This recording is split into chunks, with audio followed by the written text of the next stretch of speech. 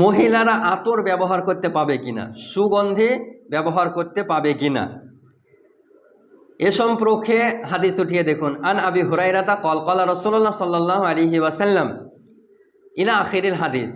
অর্থাৎ হযরত আবু হুরায়রা রাদিয়াল্লাহু তাআলা আনহু হতে বর্ণিত, তিনি বলেন নবী পাক সাল্লাল্লাহু আলাইহি ওয়াসাল্লাম বলেছেন, পুরুষদের সুগন্ধি হলো যারা সুগন্ধি স্পষ্ট রং চাপা, আর নারীদের সুগন্ধি হলো যার রং স্পষ্ট কিন্তু গন্ধ চাপা।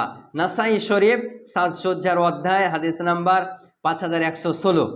আরেকটি উঠিয়ে হাদিস দেখুন, হাদিস নাসাই শরীফ সাজসজ্জার অধ্যায় হাদিস নাম্বার 5126 মধ্যে উল্লেখ রয়েছে হযরত আবু মুসা আশআরী রাদিয়াল্লাহু তাআলা আনহু থেকে বর্ণিত, তিনি বলেন নবী পাক সাল্লাল্লাহু আলাইহি সাল্লাম বলেছেন, যে মহিলা সুগন্ধি লাগিয়ে এ উদ্দেশ্যে লোকের মধ্যে গমন করে, লোকের মধ্যে বের হয় যে তারা তার সুগন্ধি ঘ্রাণ পাবে, সে ব্যভিচারানী, সে একজন ব্যভিচারানী অর্থাৎ জেনাকারী।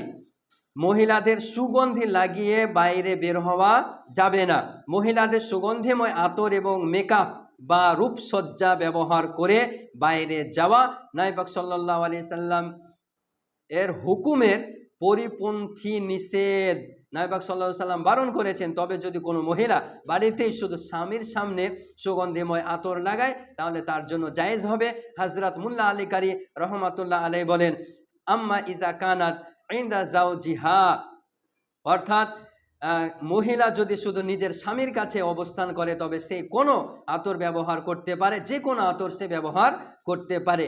কিন্তু যদি ভাবে পরপুরুষকে সুগন্ধি শোনাবো তাহলে মহিলাদের বাইরে বের হওয়া, আতর লাগিয়ে, খুশবু লাগিয়ে, সেন্ট লাগিয়ে বাইরে বের হওয়া যাবে না। মহিলাদেরকে বাইরে বের হলে পর্দার সহিত বের হতে হবে। এটা ভাবে যদি সুগন্ধি আতর লাগিয়ে আমি বাইরে বের হব, এটা শরীয়তের বিধানে জায়েজ নয়, নবী নিষেধ করেছেন। নবী যা বলেন সেটা গ্রহণ করেন, আর নবী যেটা বারণ করেন তা থেকে বিরত থাকেন।